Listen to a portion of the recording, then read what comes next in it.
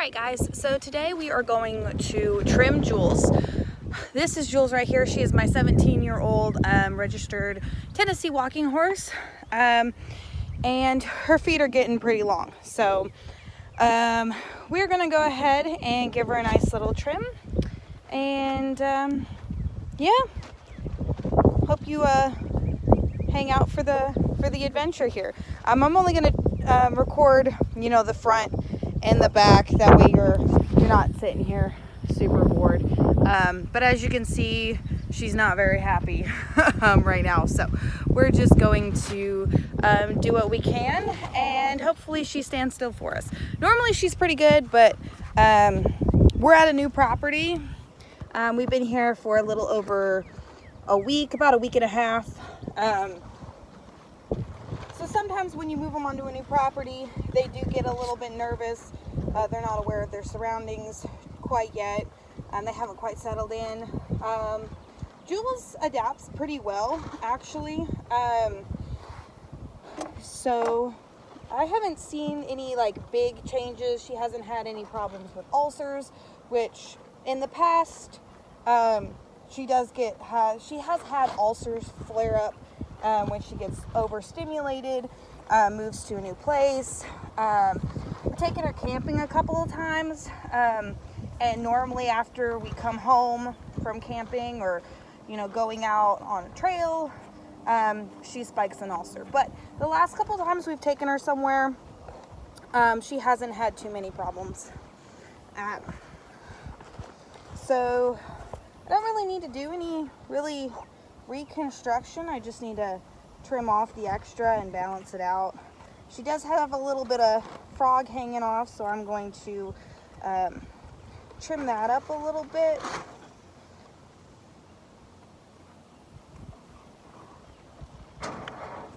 There you go. All right. So I'm going to bring her heels down. That way she's not standing on high heels.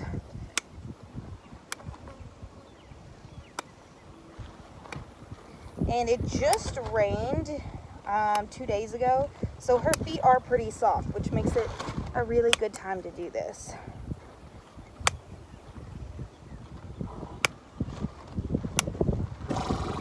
I know. My other horse, Dreamer, is right behind the camera, blowing. She wants to be on film.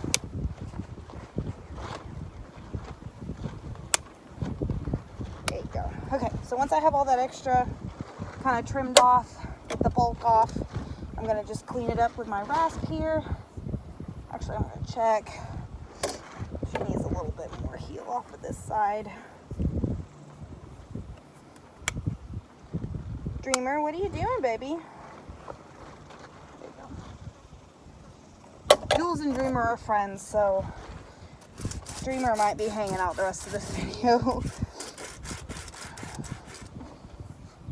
So whenever you're doing this, you want to keep checking the angles. Make sure you actually are making it even, keeping it level.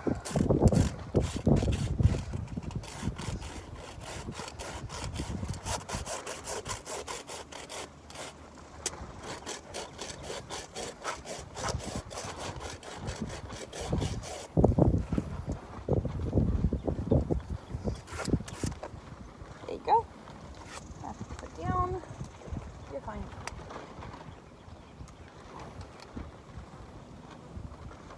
Dreamer is getting really nosy. So I have my phone propped up on the salt lick, and Dreamer's licking the salt lick currently. So y'all can't see it, but there is another horse in this video. All right. So once I do everything I need to do at the bottom, I'm just going to round it out from the top. I want to do most of my work from the bottom. Now, there have been cases where I've worked on a horse who could not lift their foot back like this, and I had to pull the foot forward and do the best I can trimming from the top.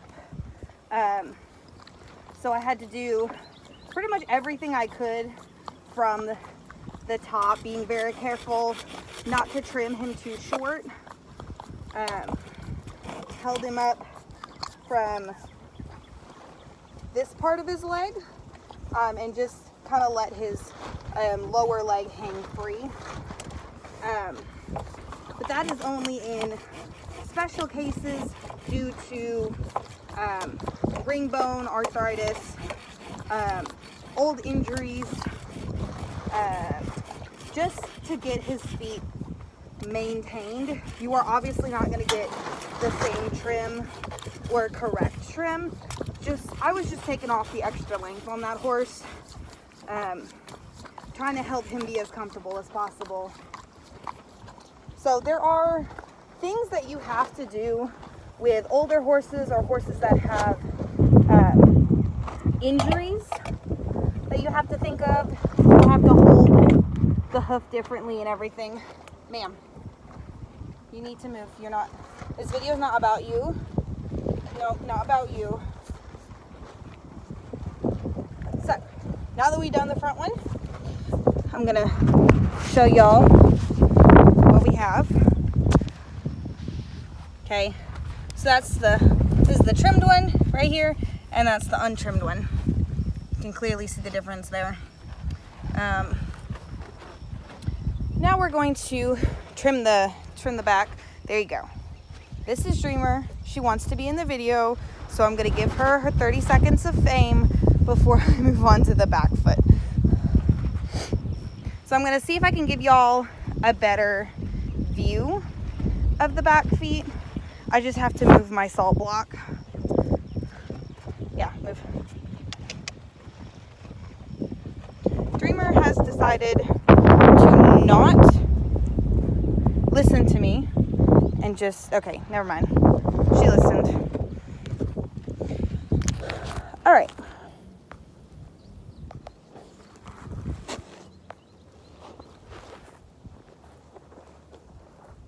All right, so now hopefully we get a better angle on the back feet than we did the front feet.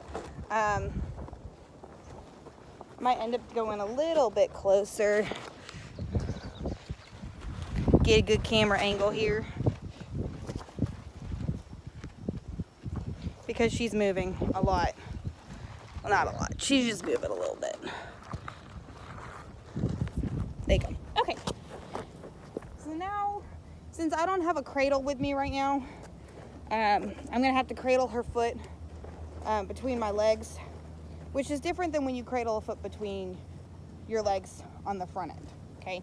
So, back legs. I'm going to let her relax. I'm just going to put my leg right like this. That way I have her. Her stifle is resting on my hip, and I'm supporting my horse without hurting my back. Okay, so I really want to bend my knees, keep my back straight as much as possible, keep from hurting myself. Okay.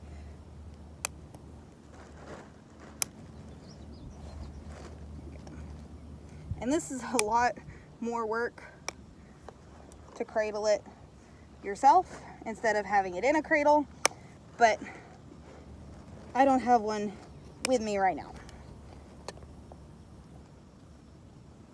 So I'm gonna trim the toe. Just basically, this is just maintenance. Trying to trim off the overgrowth, any flares, and rebalance the hoof. So I'm going to check, make sure the heels are even. I'm pulling backwards on my rasp.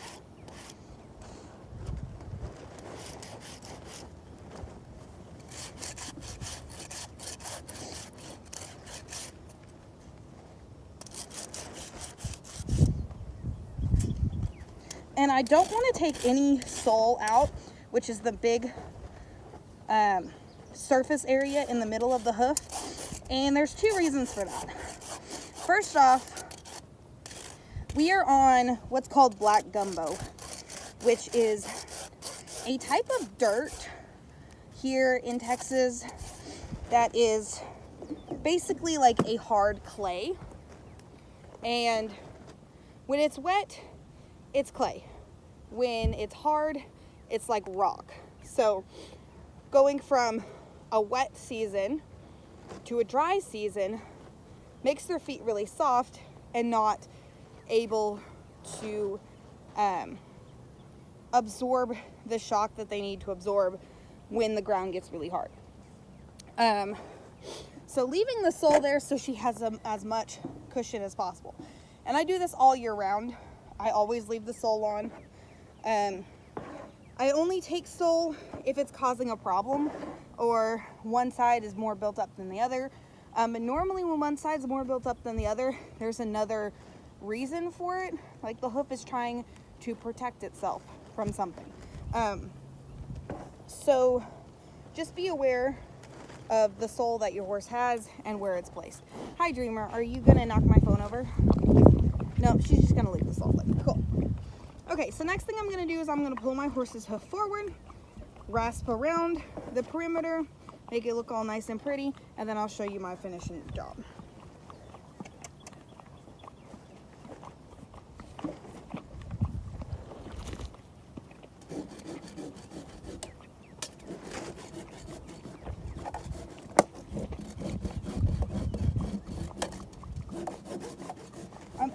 I don't know if y'all noticed, but I am trimming on a hill, which makes my stand not very stable.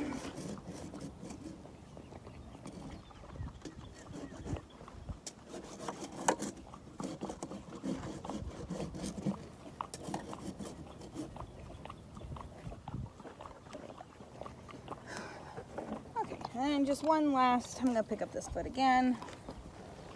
Just check it one more time. Make sure everything is balanced, and then let her have it again. Okay, so that is trimming 2 of my horse's feet. After I end the video, I'm obviously going to do the other 2. I'm not just going to let her be on balance. That would not be fair. But before we go, I'm going to give you a couple of tips on when you're picking out your horse's hooves, okay? So I'm going to start with the back feet because those tend to be what people have problems with, okay? So first thing you want to do is you want to make sure your feet are facing the same direction or pointed a little bit towards your horse, okay? That way you're not using just your back, you're using your legs, okay? So you're going to run your hand down the horse's hindquarters so they know where you are. Make sure your horse is comfortable with you doing this before you ever start picking their feet up, okay? Then what you're going to do is she already knows what to do. You're gonna squeeze their hock a little bit. You never want to grab the tendon, okay? The tendon runs down the back of the leg, and if we squeeze it, we can easily bruise it or injure it, okay? So we're going to squeeze the hock a little bit. Sometimes you can squeeze the chestnut, which is a little crusty thing, on the inside of all their legs, but not all horses will respond to it, and not all horses have chestnuts on their back legs, okay?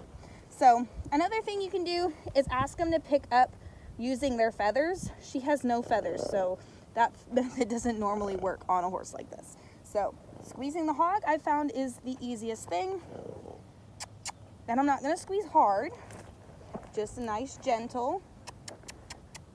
And then if they don't pick up doing that, you can push your elbow kind of into their leg, the muscular part, not the bony part, to help shift their weight over, okay? So I run my hand down, okay, and then get ready to pick it up, okay? So when I hold my horse's hoof, I'm not gonna pull it out to the side. I wanna hold her foot where it's underneath her, because when we pull it out to the side, it doesn't allow our horse to balance naturally, okay? So try to keep their leg underneath their body. Hold it up, not only to where it's comfortable for you, but also comfortable to the horse. Like I said, older horses with arthritis or previous injuries, they like their legs held in a certain position, and it's hard for them to hold up or out to the side. So you want to keep that in mind. Another thing is when you are hoof picking young horses or trimming young horses, you don't want to hold their leg up for very long because they're still developing that balance. For the front leg, it's the same concept. You're always going to face towards your horse's tail, okay? You never want to do this because that is a great place for them to kick you right in the face. And we don't want that to happen. That would be very bad. So standing close to your horse, either toes facing the tail or pointed in a little bit, okay? You don't want a wide stance. You want to kind of be a little bit narrow, okay? You want to keep your body aligned with itself. The more spread out you are, the more likely it is for you to strain your back and muscles, okay? So running your hand along the shoulder, come to the inside of the leg. My horse knows exactly what to do because I've done this forever. You can either squeeze the chestnut. You don't want to squeeze their knee. That doesn't really work. You can either squeeze the chestnut or their feathers. Never squeeze the tendon, like I said, with the back legs. The chestnut is the most effective I have, or that I've noticed. And then keeping your horse's leg underneath you. If you pull it out to the side, it'll pull their elbow and their shoulder out, and it can hurt them. And also, it doesn't allow them to balance naturally, okay? So holding your horse's hoof where it's natural. I also try to discourage crossing over. So if I hold my horse's hoof with my outside hand, it's twisting my whole body and putting strain on my back. So I like, whether you are left-handed or right-handed, I always like to hold the hoof with the hand that is closer to my horse. That way I'm not twisting my body. And I'm gonna hoof pick with my outside hand. So this will be a little bit harder to do because you kind of have to be ambidextrous when you're hoof picking, but it is a good skill to learn. And as you're practicing, you know, pick it up, do a little, put it down, do a little more, pick it up again, do it a little more, and just work on it, okay? It's a skill that can be grown. And whenever you put a horse's hoof down, you never want to just drop it, okay? That's very rude. I always try to set the horse's hoof down and let them pick it back up, or take it back. So I have my horse's hoof. I'm going to slowly lower it, and whenever she wants to take it back, I'm just going to let her take it, okay? So there are a couple of tips on how to hoof pick your horse, and then me showing you how I trim my own horses. I wouldn't recommend you just going out and trimming your own horses. Find a hoof care professional or get proper training if you are interested in doing it yourself. So I hope you enjoyed this video. If you would like to see more videos like this, make sure to like this video and subscribe to my channel. Have a great day, guys.